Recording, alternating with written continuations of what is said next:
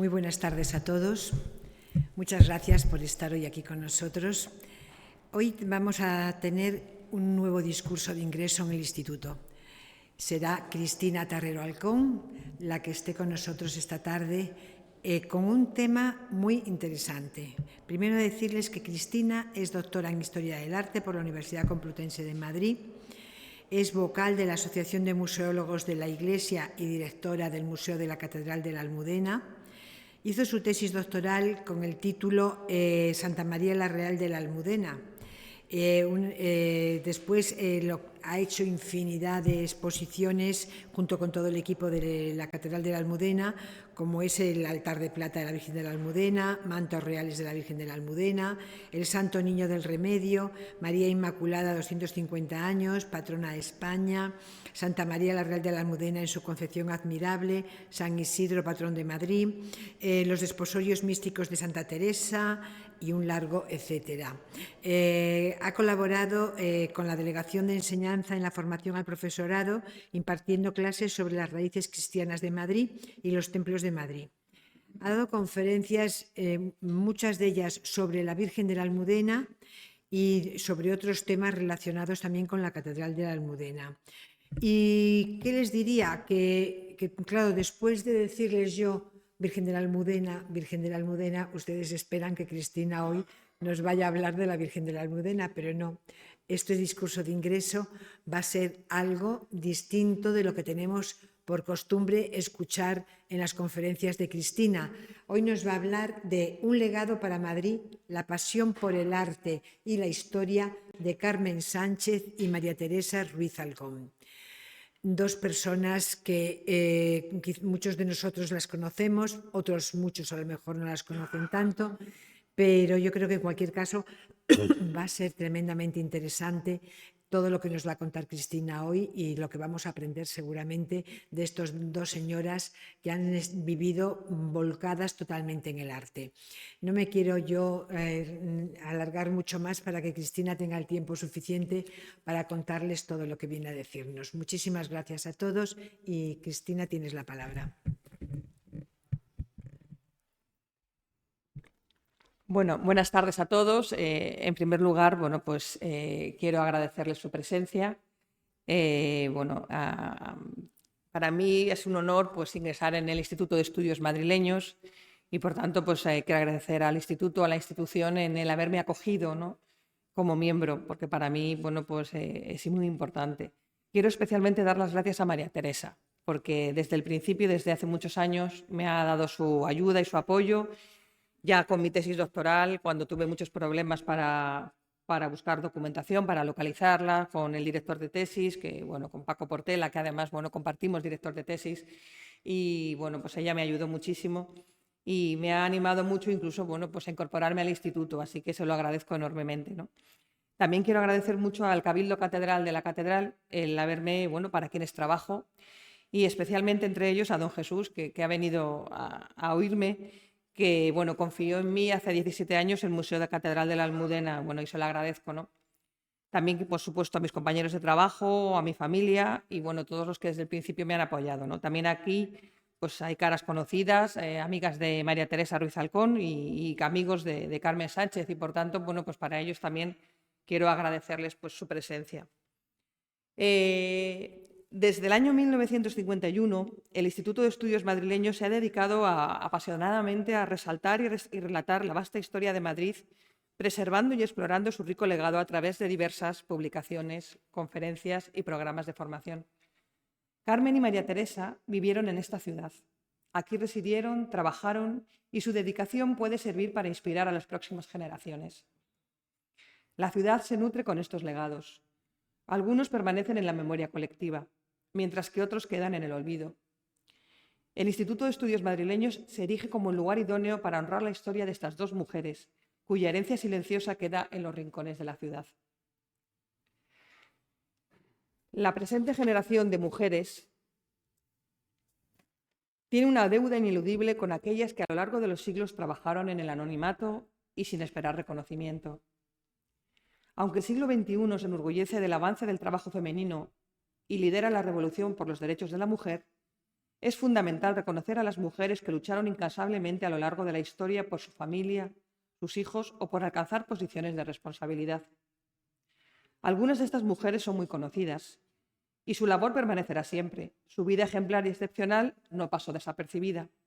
Otras han pasado a la historia por sus logros o proyectos vitales, como Emilia Pardo Bazán, Victoria Ocampo, y hay otras que no han sido tan conocidas, pero también dejaron ejemplo y entrega, como Blanca Catalán de Ocón o Elvira Moragas.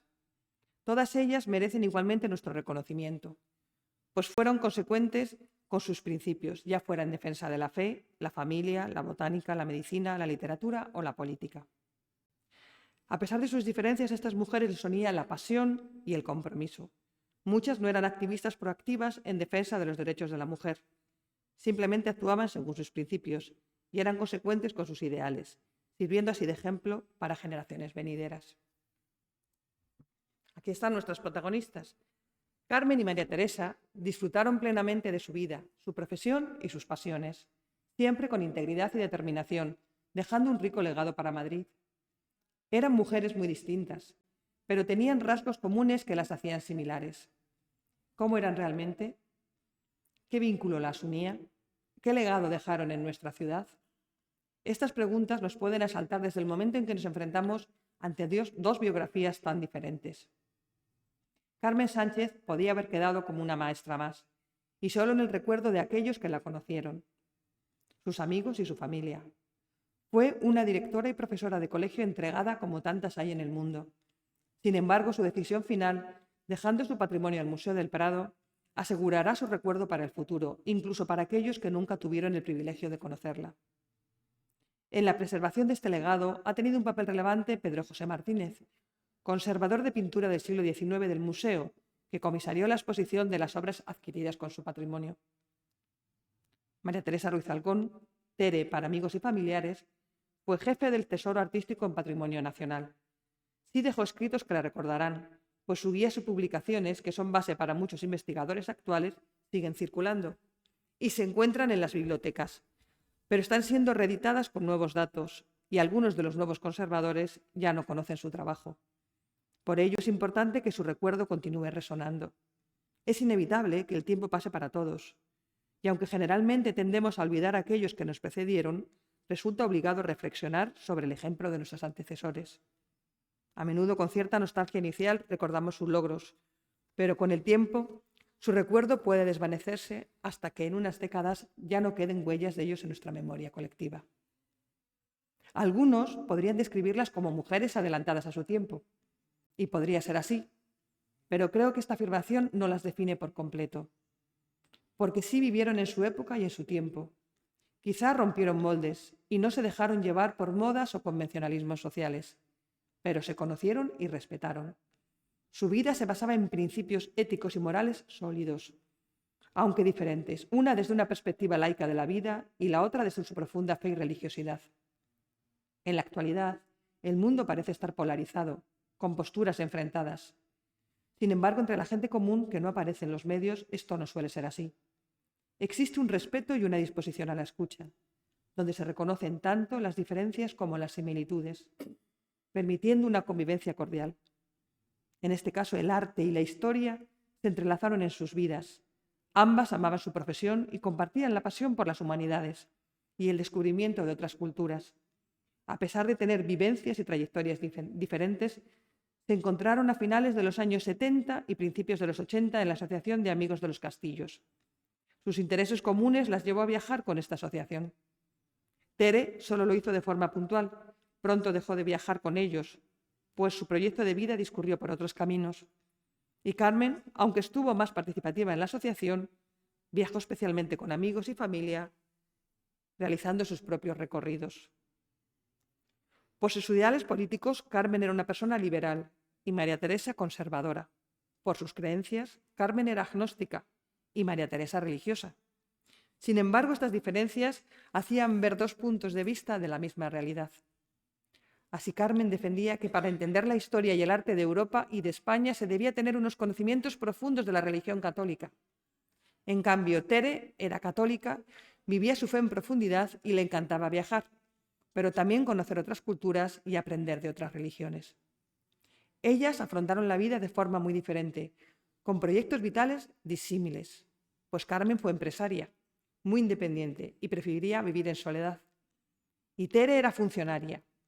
Estaba muy ligada a su familia y amigos, nunca quiso vivir sola y se preocupó constantemente por la unión familiar, cuidando y atendiendo a primas, tías y sobrinas. Pero lo más importante es que ambas se sintieron y fueron libres actuando según sus principios. Carmen, nacida en 1929 y fallecida en 2016, provenía de una familia intelectual y comprometida políticamente. Su padre, Ruperto García, era un respetado médico, mientras que su tío, Manuel Sánchez Arcas, destacaba como arquitecto, responsable de emblemáticas construcciones en Madrid, como el Hospital Clínico y la Central Térmica. Fue amigo de Picasso, Pablo Neruda, Rafael Alberti o Joan Miró. Aquí pueden ver a Carmen, lo digo porque habrá, por supuesto, pues gente que no la conozca. Tienen la imagen de Carmen, en el centro es su tío, Manuel Sánchez Arcas. Bueno, es conocido desde el punto de vista artístico por su trabajo, una reunión de Manuel Sánchez Arcas con Pablo Picasso y, bueno, pues el Hospital Clínico, una de sus obras más emblemáticas. Afiliado al Partido Comunista, su tío desempeñó un importante papel durante la Guerra Civil Española, lo que le llevó al exilio, primero a Rusia y luego a Polonia, donde participó en la reconstrucción de Varsovia como embajador de la Segunda República Española. Este contexto de exilio y lucha marcó profundamente a Carmen, forjando en ella un carácter independiente y emprendedor. Estudió en el Liceo Francés y posteriormente se graduó en Filosofía y Letras en la Universidad de Madrid. Su espíritu aventurero la llevó a trabajar como institutriz en Estados Unidos e Inglaterra, por Europa e Hispanoamérica en la década de los 50 y 60. Optó por una vida sin ataduras, rechazando abiertamente la institución del matrimonio y buscando explorar el mundo por sí misma. La trayectoria profesional del Carmen estuvo estrechamente ligada a dos instituciones educativas: el Colegio Santa María del Valle, donde desempeñó labores docentes, y el Colegio Nervión, el cual cofundó en 1973 junto con Ramón Velasco y Maribel Monasterio.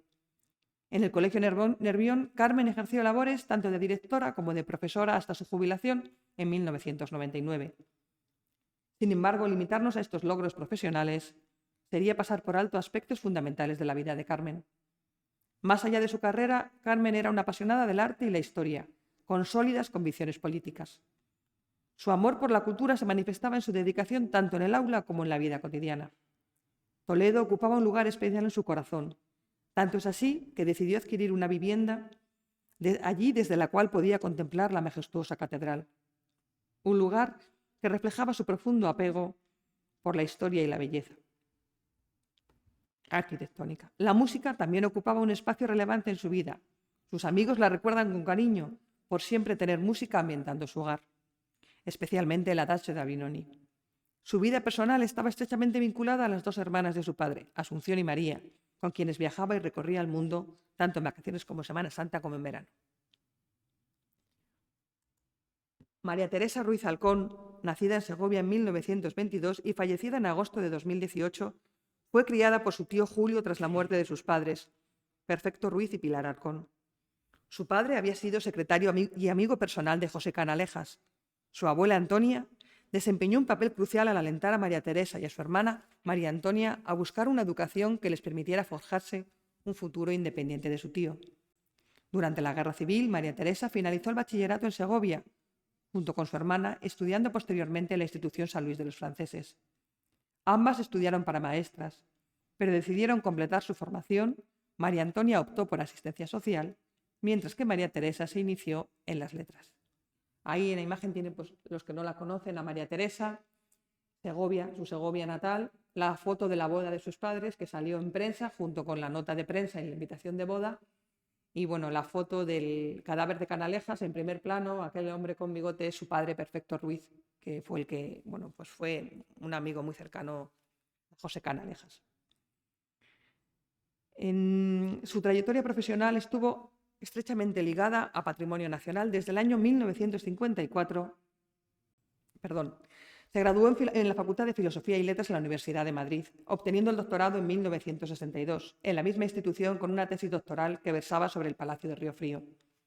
Su trayectoria profesional estuvo estrechamente ligada a Patrimonio Nacional desde 1954, cuando se unió al equipo del Tesoro Artístico.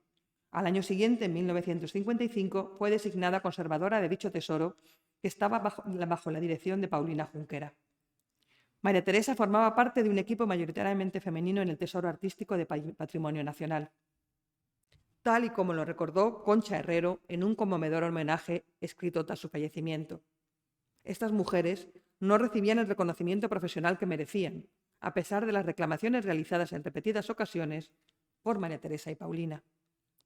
Ellas se apoyaban en los estatutos de la institución para solicitar dicho reconocimiento, pero fueron rechazadas por el entonces presidente de Patrimonio Nacional, Fernando Fuertes de Villavicencio, y el Consejo de Administración. Trabajando en la institución no dejó nunca la formación y así recibió en 1972 una beca de la Academia de la Historia para estudiar piedras duras en los museos de Florencia y Milán, que le sirvió, entre otras cosas, para elaborar algunos capítulos del Manual de Artes Industriales que editó Cátedra y profundizar en la colección de piedras duras de Patrimonio Nacional. María Teresa, mujer de profunda fe y compromiso con la Iglesia, nunca dejó de estudiar e investigar, siempre con humildad y generosidad. Desempeñó un papel destacado como miembro de Acción Católica, una asociación civil promovida por la Iglesia especialmente activa en la posguerra y conocida por iniciativa como Manos Unidas. A finales de los años 40 y principios de los 50, España acogió temporalmente a niños austríacos que sufrían las secuelas de la Segunda Guerra Mundial. Este esfuerzo se llevó a cabo gracias a la colaboración entre Cáritas Austria y Acción Católica. Y ella, como miembro activo de la asociación, viajó, junto con su hermana, en varias ocasiones a Austria para participar en el traslado de estos niños a España. En el año 1961, María Teresa representó a Acción Católica en el Congreso de la Unión Mundial de Organizaciones Femeninas Católicas. Dirigió a DUE, una asociación fundada en 1954 para la formación continua de mujeres universitarias, que sigue en funcionamiento. Y en 1974 colaboró en la fundación de Adevida, Asociación en Defensa de la Vida. Su dedicación incansable a la Iglesia y su patrimonio la llevó a formar parte de la Academia de Arte e Historia de San Dámaso, asesorando sobre patrimonio artístico diocesano. Ahí tenemos, pueden observar la imagen de Tere con el Papa Pablo VI, algunas fotos de sus viajes con la asociación ADUE, Patrimonio Nacional, Palacio Real, para ella fue todo, el Palacio de Río Frío, el lugar donde estudió y profundizó en su tesis, y los estatutos de la Academia de Arte e Historia de San Dámaso. Esta academia había sido erigida canónicamente en el año 1978 por don Vicente Enrique Tarancón, dado que se observó la necesidad de crear un organismo dependiente del cardenal, autónomo con personal cualificado que asesorase en materia de patrimonio. Sus fines eran promover el estudio y cultivo de las bellas artes y de los documentos bibliográficos que tengan relación con la Iglesia en España, fundamentalmente en la Archidiócesis de Madrid. Defender y conservar el patrimonio artístico y documental en sus distintas manifestaciones que existan o puedan existir. Y estaba formado por un numeroso grupo de profesionales, como José María Azcárate y Ristori, Enrique Lafuente Ferrari o Aurea de la Morena, entre otros. Tere viajó extensamente por el mundo. Como presidenta de ADUE, organizó viajes anuales que la llevaron a cruzar el muro de Berlín y llegar hasta Japón. María Teresa destacaba por su entusiasmo y su capacidad para aprender. Incluso en aquellos años se propuso aprender idiomas como el inglés, alemán o japonés. Su posición en patrimonio nacional la puso en contacto con grandes personalidades que la respetaron y admiraron en un momento en el que el papel de la mujer en el trabajo comenzaba a reconocerse. Desde el principio supo hacerse valer y ganarse el respeto y el cariño de quienes la conocían. Sus amigas, Ingrid, María Luisa o Charo, la recuerdan como una mujer entusiasta, alegre, vital y luchadora. Aquí, bueno, pues tienen a María Teresa, creo que todos ustedes reconocen a Don Juan y a los Reyes, y bueno, en una de las exposiciones, ¿no? Aquí se está con una de las religiosas del convento de las Descalzas Reales y con Nicolás Cotoner y don Fernando Fuertes de la Villavicencio de Patrimonio Nacional. Carmen falleció en 2016. Unos años antes había revisado su testamento con la intención de legar sus bienes al Museo del Prado, ya que no tenía familia directa, aunque sí indirecta. Sin embargo, en ese momento, el Museo del Prado no tenía conocimiento de sus deseos. Ella solo había compartido sus intenciones con su círculo más cercano, informándoles de su deseo de donar todo al mundo del arte, sin detallar la institución o la forma. En 2017, el museo recibió la sorprendente noticia de que había sido beneficiario de una considerable herencia. Carmen había vendido su participación en el colegio que cofundó y quería que los ingresos pasaran a disposición del Prado para restauraciones y nuevas adquisiciones. Esta herencia incluía la casa situada en Toledo, varias cuentas bancarias, seguros, acciones, libros, vinilos, estampas, esculturas y la famosa colección de belenes, una pasión que Carmen mantuvo durante toda su vida. En el proceso de selección de sus bienes participaron no solo conservadores del Prado, sino de otras instituciones como el Museo de Artes Decorativas o de los Museos de América, entre otros. Se catalogó e inventarió todo el patrimonio inmueble. Pedro Martínez comisarió la exposición que se realizó con las obras adquiridas. Tituló la muestra La última lección, reflejando así la contribución continua de Carmen al mundo del arte. De esta forma, su labor educativa se mantendría en los visitantes que contemplan las obras. Al museo se han incorporado 216 volúmenes, guías de viaje, la colección de Quijotes, el archivo personal de su padre, el suyo, así como algunos bustos y esculturas que conservaba en el domicilio familiar. El resto quedó en depósito en otras instituciones, como el Centro de Arte Reina Sofía o la Fundación Lázaro Galdiano y el Museo del Traje. El Museo del Prado ya tenía experiencia en la gestión de este tipo de legados, pues el de Carmen llegó tras el de Manuel Villaescusa, en 1991, que puso a disposición del museo un considerable patrimonio inmobiliario y monetario destinado a la adquisición de obras para colecciones.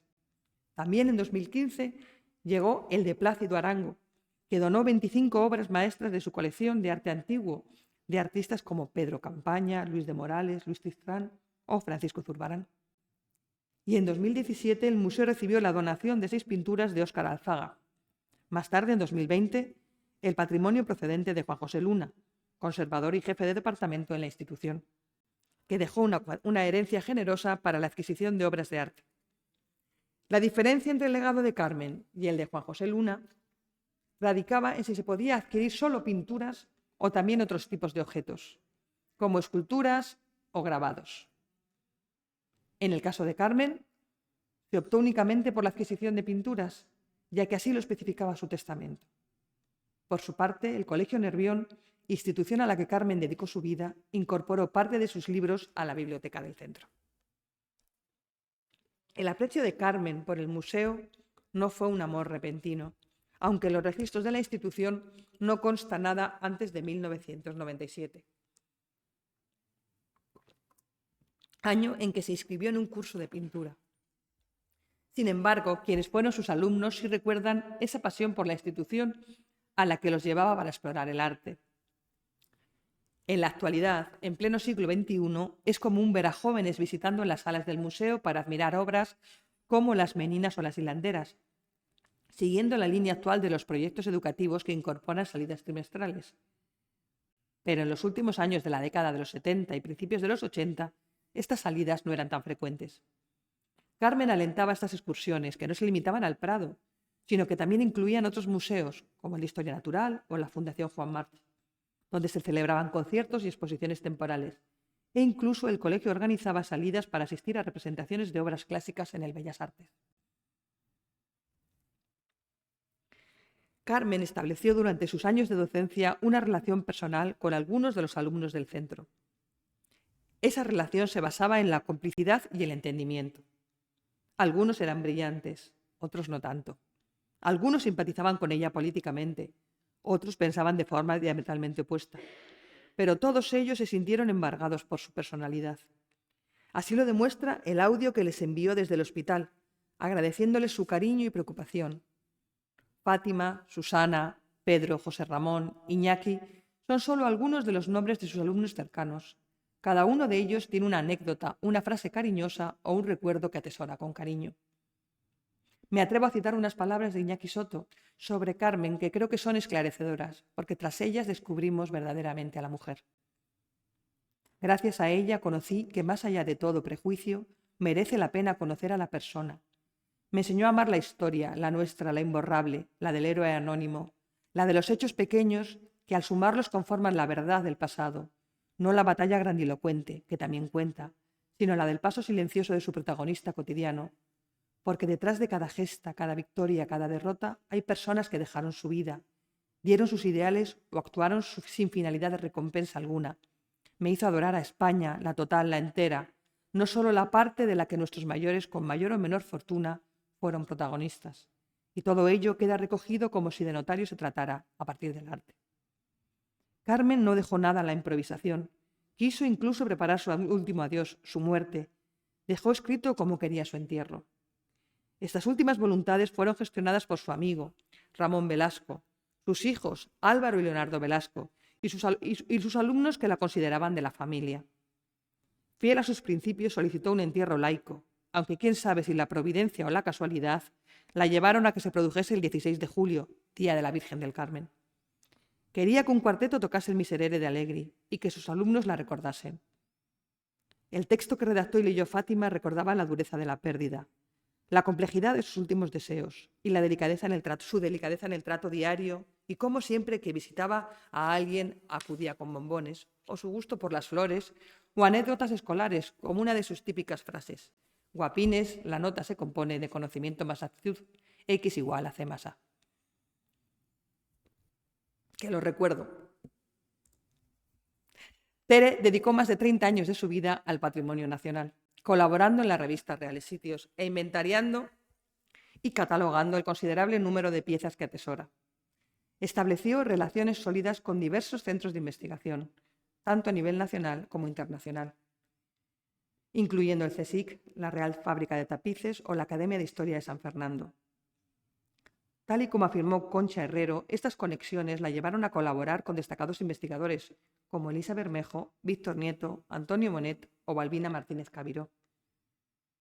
No vamos a enumerar todos los estudios y publicaciones realizados por María Teresa, pero debemos destacar 3 grandes proyectos que hoy son un éxito. Sus investigaciones sobre el edificio y la fábrica de vidrio de la Granja, el proyecto de las ricas telas de las Huelgas de Burgos y la remodelación del convento museo de las Descalzas Reales. En 1969, Tere había abordado la investigación sobre el vidrio, realizando una monografía en el CSIC que sentaría las bases para la remodelación del edificio y la fabricación del vidrio. En 1982, formó parte del patronato en la fundación del Centro Nacional de Vidrio, representando a Patrimonio Nacional. Y en el año 1983 participó en el congreso que sobre ello se realizó en la ciudad de Nancy. Tras estas investigaciones, varias publicaciones vieron la luz. El conjunto de las huelgas de Burgos se inició en el año 1984, cuando comenzó un proyecto de conservación y restauración del conjunto textil del Museo de Ricas Telas de las Huelgas. Este proyecto culminó con la rehabilitación del edificio y la instalación del Museo de Telas Medievales en el año 1986, coincidiendo con el 8º centenario de la fundación del monasterio cisterciense de Santa María la Real de las Huelgas de Burgos, que es hoy visita obligada para los amantes de los textiles y la historia. Seguidamente, Tere abordó la remodelación del convento museo de las Descalzas de Arles, acompañando a sus majestades los reyes en 1987 a recoger el galardón otorgado por el Consejo de Europa al Museo Convento de las Descalzas Reales como mejor museo europeo. María Teresa estableció relaciones de amistad duraderas con las religiosas de los conventos con los que trataba, tanto en estos dos como en todos los lugares a los que acudía como responsable de patrimonio. Incluso hoy en día la recuerdan las religiosas que actualmente viven en los conventos en los que estuvo.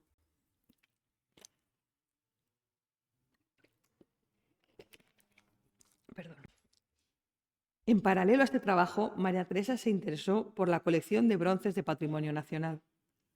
Quería publicar un catálogo razonado y viajó a Londres en el año 1987 para profundizar en el estudio de los bronces que conserva el Museo Victoria and Albert. Conservo todas las fichas personales de catalogación que fue realizando, que demuestran su meticulosidad y profesionalidad. Colaboró entonces con María Jesús Herrero, que fue conservadora de escultura de Patrimonio Nacional. La jubilación no detuvo sus intereses, y muestra de ello es el libro que comenzó a escribir sobre la vida de la infanta Sor Margarita de la Cruz, que ingresó en el convento de las Descalzas Reales junto con su madre, la emperatriz María. El relevante papel de la infanta, tanto en la corte como en la lucha por el dogma de la Inmaculada Concepción, le causaron impresión, y por ello Tere quería darla a conocer. Esta publicación nunca llegó a término. Tras su fallecimiento, Carmen se convirtió en una mecenas del arte. Pasaría a la historia y se hablaría de ella al igual que se citan a otros benefactores de artistas, que bien o sufragan su arte o bien los dan a conocer. En este caso, gracias a ella, el museo mejoró su colección. El proyecto desarrollado para cumplir las últimas voluntades de la legataria tenía un doble objetivo: ampliar la colección del museo y cubrir lagunas consideradas importantes por el Prado, y honrar los deseos de Carmen. Es cierto que el mercado del arte es muy cambiante. Algunas obras salen a subasta tras haber estado ocultas, mientras que otras llevan un tiempo en el mercado. Hay numerosos factores que influyen en el precio, por lo que es probable que si este legado hubiese llegado hoy al museo, las adquisiciones hubiesen sido diferentes, pero no necesariamente mejores ni peores. En este caso se adquirieron 15 obras. Aquí voy pasando las obras. Algunas de ellas fueron escogidas no solo por su calidad, sino también para recordar a Carmen. Estas son todas las obras que se adquirieron, pero yo voy a destacar las que nos recuerdan a la mujer que se esconde tras este regalo. La primera es la alegoría a la templanza de Alonso Berruguete, que apareció por primera vez en una subasta en Londres en el año 2004. El especialista Manuel Arias, en el año 2011, en su monografía sobre Alonso Berruguete, la dio a conocer. Y ese mismo año se la ofreció al Prado, que mostró interés en la obra, pero entonces no pudo adquirirla. Hubo que esperar al año 2017, con la llegada del legado de Carmen, para poder incorporarla a la colección, siendo restaurada por Alicia Peral.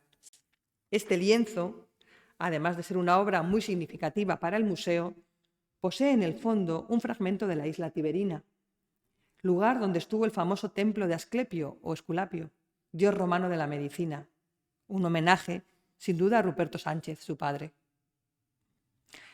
La siguiente obra es de François Clubet, Mujer en el baño. Ahí la tienen. Cuando la institución tuvo conocimiento del legado, lo primero que hizo fue investigar la relación entre Carmen y el museo. El primer registro que se conserva es su participación en un curso sobre el desnudo femenino. Por tanto, si el curso volviera a impartirse, esta obra encontraría un lugar destacado en él, y Carmen la contemplaría. Con respecto al resto de obras, caben destacar 4 de ellas. Las 2 primeras son de mujeres pintoras. Una de Mariana de la Cueva y Barradas y otra de María Blansart. Mariana de la Cueva y Barradas fue una artista original, pues tras la muerte de su padre ingresó junto con su madre en un convento esperando la mayoría de edad para casarse, quedando más tarde bajo la tutela de las religiosas, abandonando el convento al contraer matrimonio. Se desconoce la fecha exacta que comenzó su trabajo como pintora, pero probablemente tras quedar viuda se dedicó con mayor intensidad a ello. Su obra sigue la línea de pintores como Cano, Rivera o El Greco, realizando un gran trabajo de copista. Este lienzo es una obra religiosa titulada San Francisco arrodillado en meditación, que inicialmente fue considerado copia del Greco. La segunda obra, La boloñesa o Joven con cofia, es una pieza excepcional, realizada por un destacado artista, María Blansart, que es considerada por muchos como una de las más relevantes en la historia del arte anterior a Picasso. Finalmente, caben destacar 2 lienzos que nos traen la figura de Carmen a la memoria. El primero es una pintura histórica que relata la sublevación de los comuneros de Castilla, realizada por Antonio Guisbert. Los comuneros Padilla, Bravo y Maldonado en el patíbulo.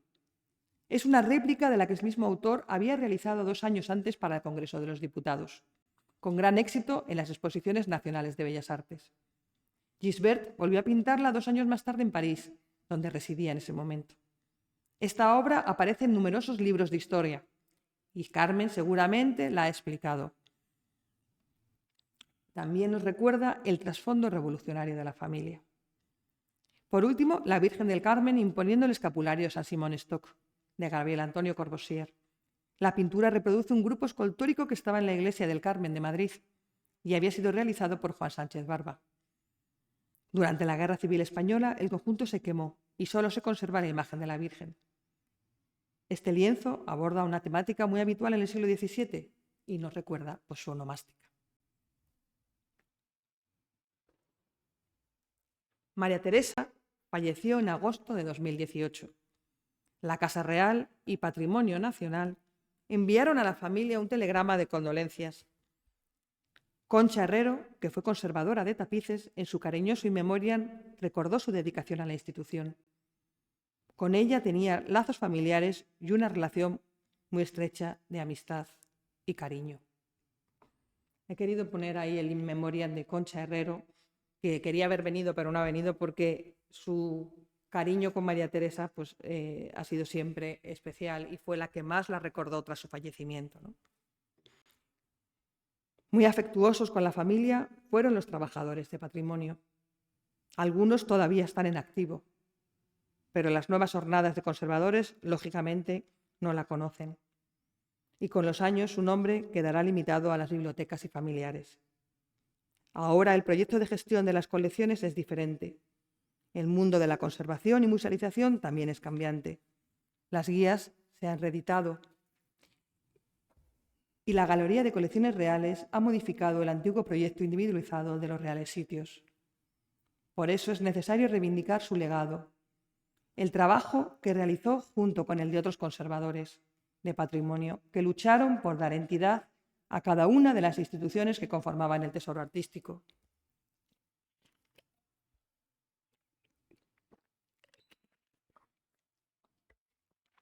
Los bienes que antes se conservaban en los distintos reales sitios conformaban, en algunos casos, un discurso individual vinculado a la institución que lo custodiaba. Este recorrido por la vida de las protagonistas nos abre la puerta al descubrimiento del trabajo diario, sin presunción ni orgullo. Ellas se afanaron día a día en lo que amaban. Basta este pequeño discurso para reivindicar el estudio y la formación en humanidades, que sin duda permiten tener un espíritu crítico. Alejandro San Francisco, profesor de Historia de la Pontificia Universidad Católica de Chile, afirma que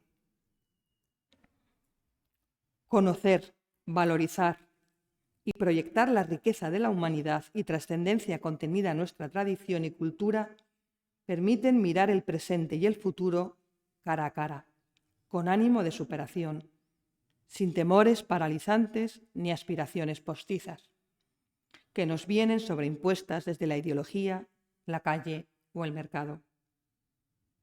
Afirma que lo fundamental es vivir la propia vocación por las humanidades con auténtica pasión y contagiarla a quienes se manifiesten interesadas en abrazar estas formas de conocimiento. Es de esperar que la sociedad, las políticas públicas o el ambiente faciliten el desarrollo de las humanidades en la certeza que su mayor prosperidad no está en las definiciones externas, sino en la vitalidad de su ejercicio por quienes tienen la alegría de vivir esa vocación. Porque la cultura crea puentes entre grupos y personas, crea paz y es un agente económico significativo. La cultura engloba modos de vida, religión, ley y ciencia, tradición e innovación, arte y música, idioma y literatura. Sin duda, los amplios conocimientos de estas dos mujeres las llevaron a ser quienes eran. La educación y la formación son pilares básicos para el desarrollo integral de la persona y las humanidades son especialmente positivas para comprender la sociedad y el mundo que nos rodea. Si bien es cierto que formarse en humanidades puede no estar de moda. María Teresa y Carmen no le reclamaron titulares. Hemos descubierto luchas, proyectos y aventuras. ¿Y qué mejor forma que cerrar este discurso con una obra emblemática que a ambas apasionaba y que es un símbolo de la ciudad de Madrid? Y me atrevo a decir que es un símbolo de España. En Las Meninas. Carmen tenía en su despacho en la pared, tras su mesa del colegio, una lámina de Las Meninas. y llevaba a sus alumnos al museo, donde les pedía contemplar unos minutos en silencio el cuadro. María Teresa, al igual que Carmen, admiraba el cuadro, y cuando se jubiló, se encargó de cuidar a su sobrina nieta, a la que regaló una menina. Finalmente, ¿cómo no incluirme en este discurso? Pues yo me siento deudora de ambas mujeres. Cierto es que de Tere, mi tía, aprendí todo. Ella me enseñó a amar el arte y la historia. Me llevó de viaje, con ella realicé recorridos no habituales, como los Calvarios de la Bretaña francesa o el Reino Unido, desde Londres hasta Inverness. Me llevaba los sábados a los conciertos de Teatro Real y también algunos excepcionales que se realizaban en el Palacio Real. Me matriculó en la carrera cuando yo estaba en reposo tras una pequeña intervención y me animó a hacer la tesis doctoral. Con ella recorrí la musealización de las Descalzas Reales o la de las Huelgas de Burgos. ¿Y qué decir de Carmen? Fue mi profesora durante toda mi etapa escolar. Cierto es que no fui una alumna excepcional, creo que del montón, pero de ella recuerdo sus visitas a las salas de conciertos, teatros y exposiciones, sus clases de historia en las que contaba sus viajes y sus vivencias, su preocupación por los alumnos y su amor por la enseñanza. Sin ambas, seguramente, no estaría donde estoy. Madrid también estaba en deuda con estas mujeres, cuyo amor por el arte y la historia se reflejaban en su dedicación y compromiso diario. La ciudad se nutre de vidas como las suyas, y es por eso por lo que es el Instituto de Estudios Madrileños el lugar perfecto para honrar su memoria y dedicarles este pequeño homenaje.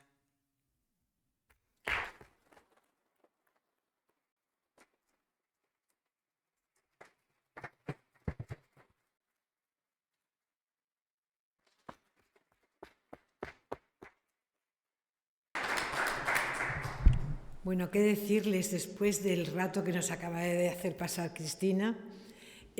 Cuando Cristina me dijo el título, ella sabe que le dije, pero no vas a hablar de nada de la Almudena.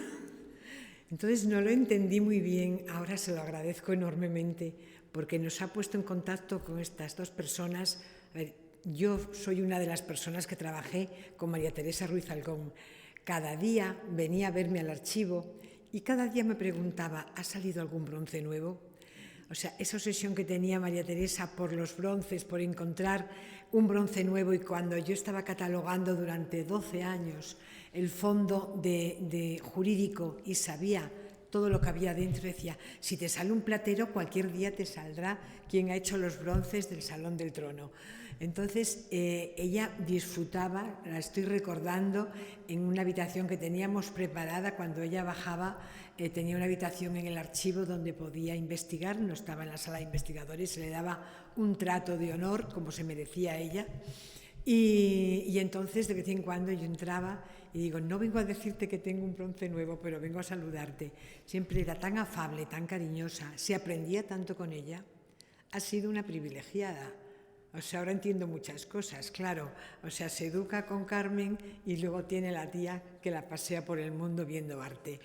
Con lo cual creo que ha sido un privilegio para el Instituto contar con estas dos nuevas biografías. Yo recuerdo que el año pasado el Ayuntamiento, hace 2 años, el Ayuntamiento me pidió frases para el barrio de las Letras, poner nuevas frases en el suelo. Y entonces yo aproveché Carmen Burgos, tal, pues estas grandes que no tenían su pequeño rinconcito donde recordarlas. Tenemos a 2 nuevas mujeres, 2 nuevas madrileñas que se merecen ampliamente que les hagamos un recordatorio todo lo amplio que podamos.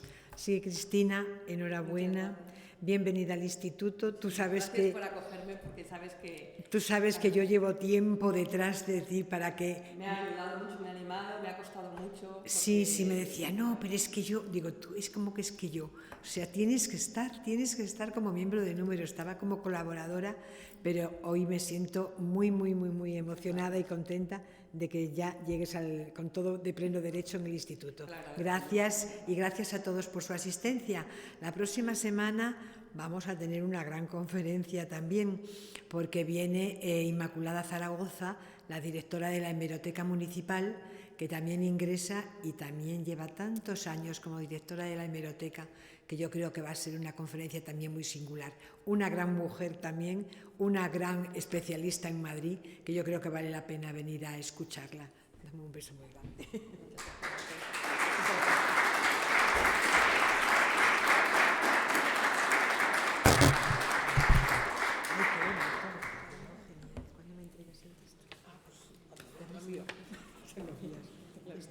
Las imágenes de la niña afuera y el Cristo.